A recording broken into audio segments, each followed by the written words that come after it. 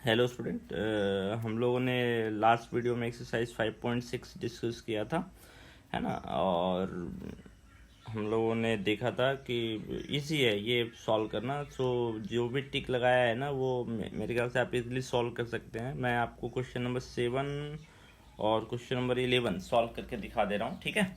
बाकी सारे क्वेश्चन आप सॉल्व कर सकते हैं। और कल हम लोगों ने 1 नंबर भी डिस्कस किया था, ठीक है। तो मैं क्वेश्चन नंबर 7 आपको सॉल्व करके दिखा रहा हूँ। Question number 7, x is equal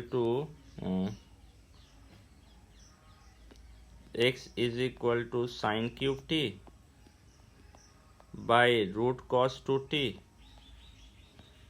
and y is equal to cos cube t by root cos 2t। इन दोनों का डिफ्रेंसिएशन करके हम लोग को डी बाई डी एक्स निकालना है। तो पहले तो d x by d T निकलेगा, क्यों? एक्स किस पे डिपेंड कर रहा है? टी पे, तो टी के रिस्पेक्ट में डिफ्रेंशिएट होगा। सो क्या होगा इसका? पहले तो एक्स क्यूब का डिफ्रेंसिएशन, तो 3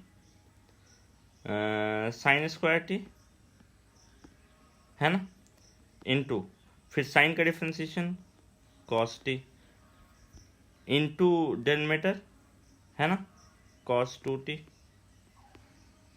माइनस, है ना।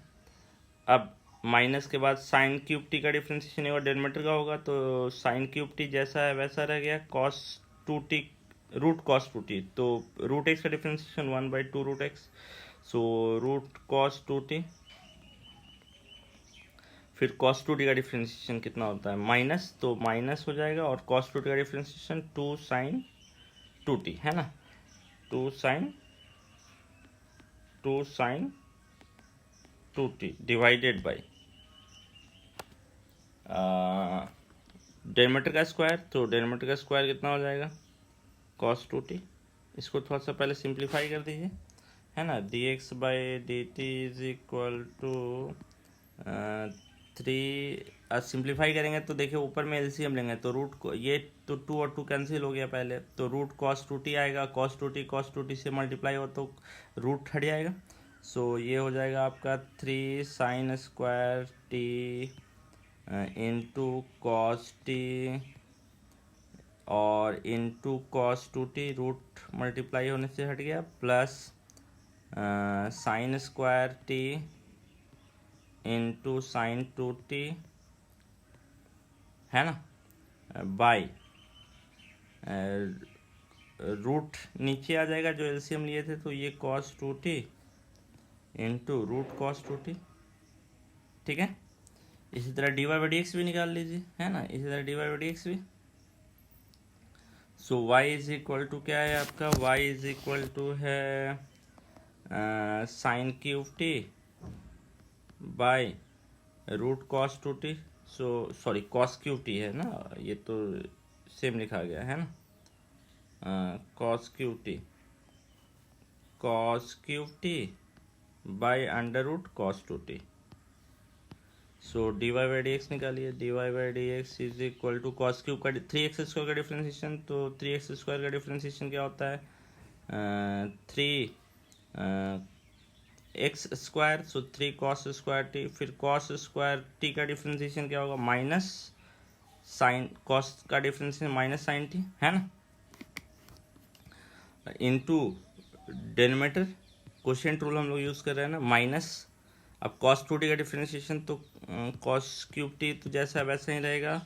कॉस 2t का तो 1/2 रूट एक्स, तो 1/2 रूट एक्स हो गया, और कॉस 2t का डिफ्रेंसिएशन तो 2 माइनस, तो minus minus plus sign 2t, है ना, divided by cos 2t root का स्क्वायर, तो रूट हट जाएगा, ये 2 और 2 कैंसिल। अब एलसीएम ले लीजिए, एलसीएम लेंगे तो फिर ये रूट हट जाएगा एलसीएम लेने पे, है ना। तो d y by d x कितना आ जाएगा? D y by d x आ जाएगा आपका -3 cos square t sine t cos 2t, है ना, cos 2t plus cos cube t sine 2t, है ना, और रूट कॉस 2t नीचे आ जाएगा, so cos 2t into root cos 2t। अब दोनों को डिवाइड करना पड़ेगा, है ना, ये d y by d t है, सॉरी ये d y by d t है ना, टी के रिस्पेक्ट में डिफ्रेंशिएट कर रहे हैं ना। ये ध्यान रखिएगा, जनरली जो पैरामेट्रिक फॉर्म का डिफ्रेंशिएशन में ना ध्यान रखना है कि आपको किसके रिस्पेक्ट में डिफ्रेंशिएट करना है। अब आपको d y by d x निकालना है, तो d y by d x निकालने के लिए d y by d t divided by d x by d t करेंगे, है ना। तो d y by d x और d x by d t की वैल्यू पुट कर दीजिए। So d y by d x का वैल्यू क्या है, d y by d x का वैल्यू है d y by d t का वैल्यू, है ना। So d y by d x is equal to d y by d t. D y by d t हो गया आपका -3 cos square t into sine t into cos 2t plus, है ना, plus cos cube t into sine 2t divided by cos 2t into root cos 2t whole divided by, अब ये हो गया dx by d T. अब नीचे लिखेंगे dx by d T. So dx by d T कितना आएगा, dx by d T आएगा आपका 3 sin square t into cos t into cos 2t plus sine cube t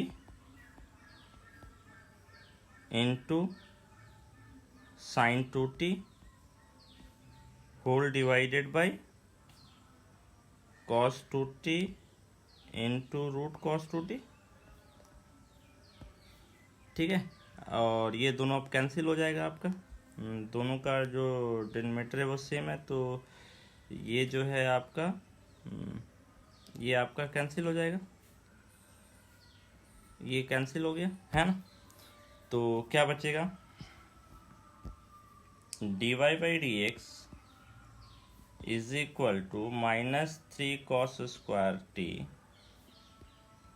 into sine t into cos 2t plus cos cube t into sine 2t divided bye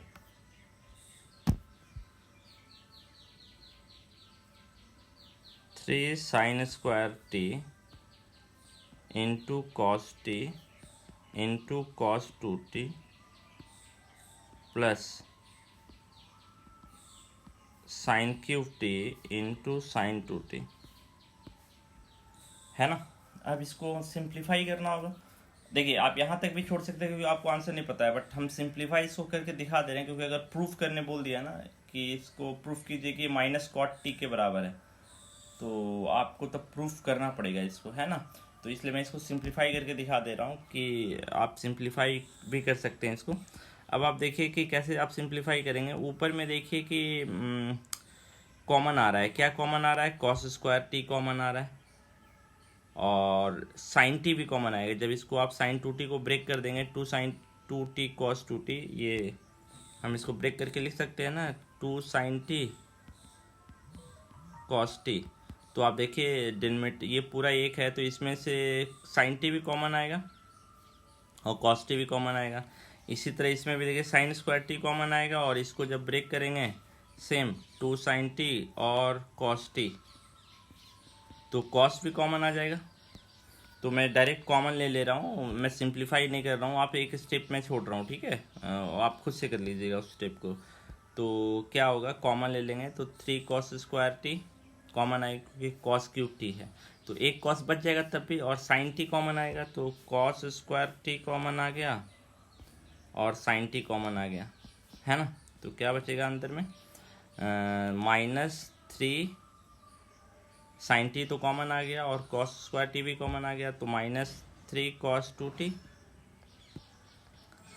plus cos cube T.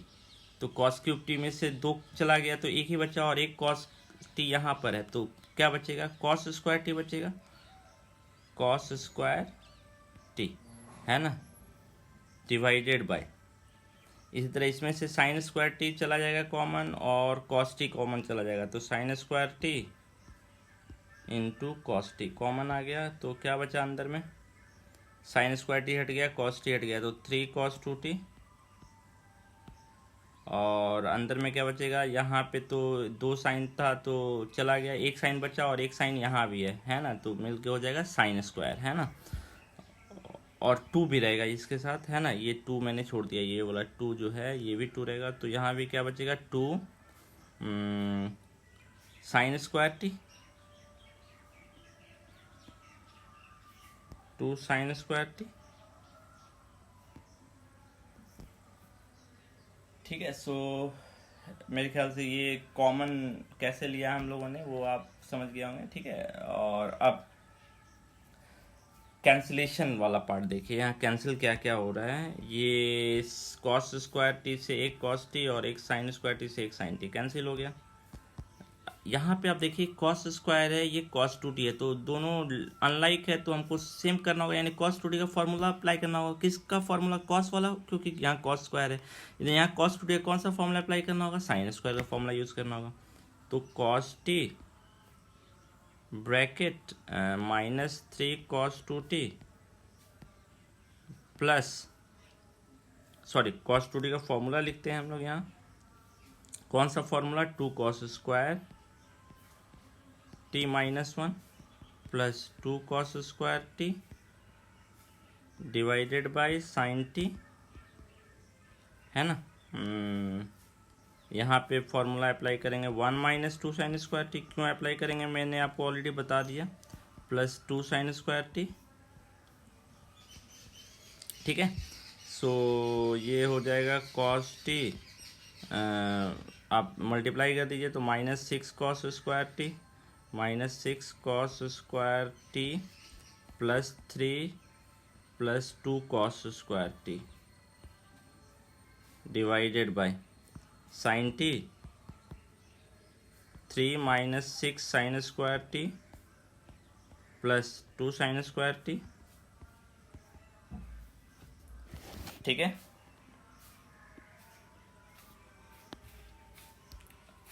और अब ये हो जाएगा cos t -6 cos square plus 2 -4 cos square T plus 3 by sine T, ये हो जाएगा 3 - 4 sign square T. अब cos से मल्टीप्लाई कर दीजिए, साइन से मल्टीप्लाई कर दीजिए, तो ये हो जाएगा -4 cos cube t plus 3 cos t by 3 sine t -4 sine cube t. Now you observe कि ये कौन सा फॉर्मूला है और ये कौन सा फॉर्मूला है। ठीक है, अब इसके बाद आप सिंप्लीफाई कर सकते हैं, है ना। ये मैं अब आगे सिंप्लीफाई नहीं करूँगा, आगे आप सिंप्लीफाई करके मुझे बताएंगे। ठीक है,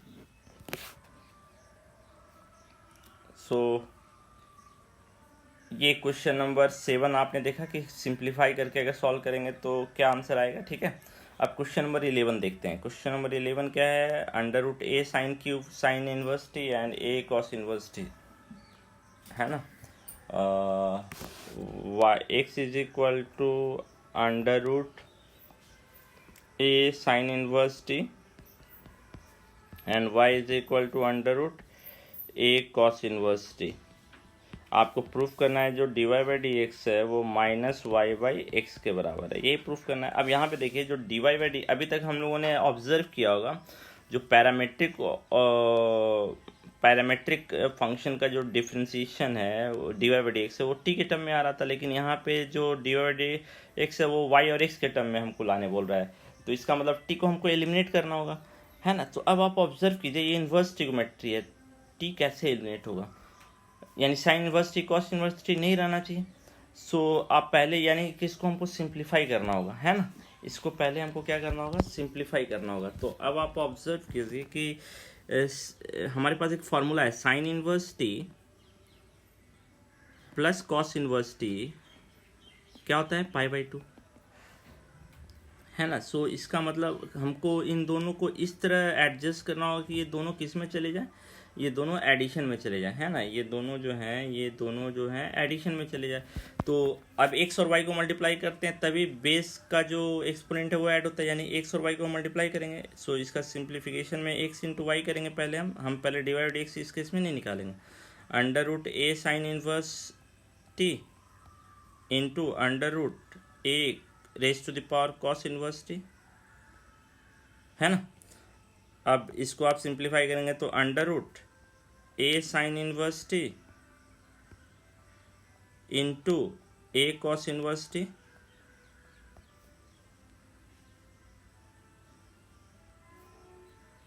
सो x into y is equal to under root a sine inverse t plus cos inverse t.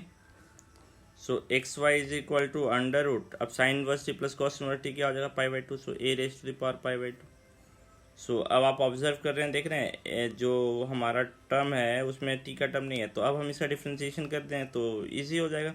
So d by d x दोनों साइड अप्लाई कर सकते हैं, d by d x of x y and d by d x of under root a raise to the power pi by two. So यहाँ product rule लगेगा, x into differentiation of y plus y into differentiation of x, और इसका तो differentiation zero हो जाएगा क्यों constant है ये। So x divide by d x plus y is equal to zero. So divide by d x कितने के बराबर आएगा, divide by d x minus y by x के बराबर आएगा। सो ये आपका प्रूफ हो गया, है ना। सो आप इजीली देख सकते हैं, जो क्वेश्चन नंबर 11 था वो थोड़ा सा पहले सिंप्लीफाई करना था, तो आप देखिए यहाँ पे आपको प्रूफ करना था, यहाँ पे आपको डिफ्रेंशिएट नहीं करना था। तो एग्ज़ाम में जनरली ऐसे ही क्वेश्चंस आते हैं, ठीक है। सो ये एक इम्पॉर्टेंट क्वेश्चन है, ठीक है। सो इसको पहले ध्यान रखिए आप, ठीक है। उसके बाद हम लोग कुछ और भी क्वेश्चंस डिस्कस करेंगे। अब जैसे मिसलेनियस में चले जाते हैं पैरामेट्रिक फॉर्म के, है ना, या ऐसे ही देख लेते हैं ना। सपोज ये है ना, क्वेश्चन नंबर 6 है, क्वेश्चन नंबर 6 है जो है a theta minus sine theta and a 1 plus cos theta. X है आपका a theta minus cos theta and y है a 1 minus, sorry a theta minus sine theta था मेरे ख्याल से, थीटा माइनस साइन थीटा, है ना। और दूसरा था 1 plus cos theta, theta minus sine theta, है ना, थीटा माइनस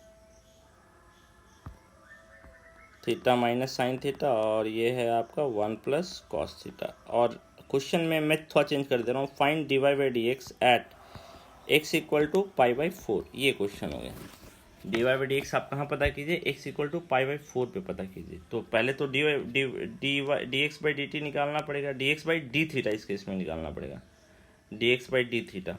सो अब आप देखिए ए तो कांस्टेंट है, ए बाहर आ गया, थीटा का डिफ्रेंशिएशन 1 माइनस साइन थीटा का डिफ्रेंशिएशन कॉस थीटा, और इसी तरह d y by d theta निकालेंगे, d y by d theta क्या होगा, ए तो कांस्टेंट है बाहर आ गया, तो 1 का डिफ्रेंशिएशन 0 प्लस थीटा का कॉस थीटा का माइनस साइन थीटा, है ना, तो माइनस साइन थीटा।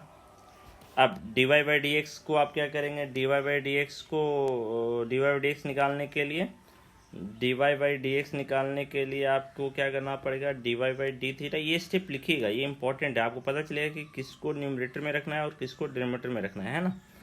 अब d y by d theta कितना हो गया, ए माइनस साइन थीटा, और d x by d theta क्या हो गया, a into 1 minus cos theta, है ना। अब ये तो आंसर हो गया d y by d x, लेकिन क्वेश्चन में क्या पूछा है, d y by d x at theta equal to pi by 4। हमको d y by d x निकालना है eight theta equal to pi by 4, तो डी वाई डी एक्स में theta equal to pi by 4 ऐसे put कर देंगे, ऐसे लिखते हैं हम लोग जनरली। तो a sine pi by 4 by a 1 minus cos pi by 4, ये ऐसा क्वेश्चन एग्जाम में आता है, इसलिए मैंने आपको ये क्वेश्चन दिया। साइन पाई बाई 4 कितना होता है, 1 by root 2, so a by root 2 by a into 1 minus 1 by root 2। अब इसको आप सिंप्लीफाई कर लीजिए, सो ये आपका d y by d x का वैल्यू हो गया at theta equal to pi by 4। है ना। So minus a by root two by, इसको सिंप्लीफाई कर लेंगे तो ये कितना हो जाएगा, a root two minus one by root two, और ये रूट टू कैंसिल हो जाएगा, ए और ए कैंसिल हो जाएगा, तो ये कितना हो गया minus root two minus one. आप इसको रेशनलाइज भी कर सकते हैं, यहाँ तक भी छोड़ सकते हैं, है ना। सो अब मेरे ख्याल से आपको समझ में आ गया होगा होल पार्ट, ठीक है। सो अब आप एक्सरसाइज अपना ये पैरामेट्रिक फॉर्मूला कंप्लीट कर लीजिएगा। From tomorrow we will start second order derivative, ठीक है।